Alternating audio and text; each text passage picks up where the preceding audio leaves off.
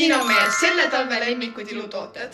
Esimene on siis meie mõlema lemmik. See on siis L'Oreali setting spray. Mul on juba 3. purk läheb. Ma hakkasin seda nagu sügisel proovima ja ma sain palju soovitusi ja mul hakkas see meeldima täiega.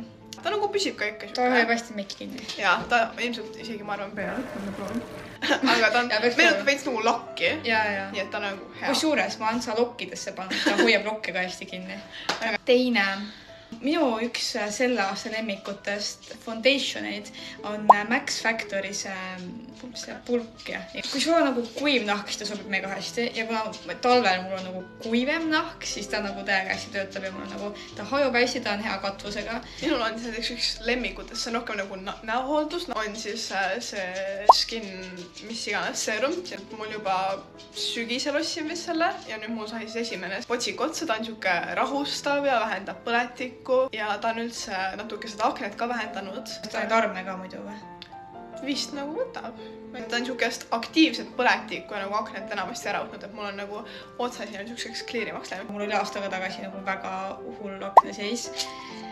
Nüüd mul on jäänud rebane. Nüüd on mul väga palju parem, mul on nagu armid ja ma ei tea, mis ma endaga tegema peaks, et need nagu armid ära läheksid. Andke ka soovitusi. Jällegi, mulle meeldib väga siis NYX concealer, Bear With Me. Aasta pool juba kasutan seda ühte sama. Kuigi mul on üsna siuke rasune nahk, siis ta ei tee seda veel kuidagi siukseks oilimaks, et ta mõnus niisutav ka, et ta ei jäta siukse kuiva efekti. Ja on nagu pool seerum tegelikult vist nime järgi, aga kui teda ilmselt nagu panna kas või 2 kihti, saaks teda kas või siis foundationi kasutada. Ma olen leidnud ka endale oma lemmiku primeri. Selleks on siis Maybellini primer.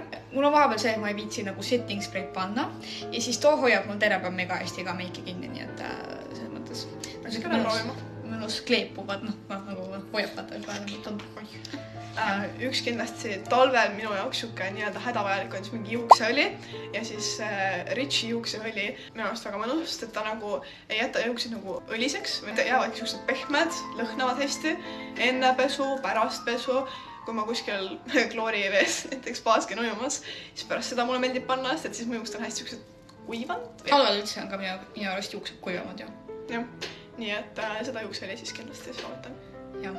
Aitäh kuulamast ja näeme järgmine kord. Need olidki meie talvelemmikud ilutooted.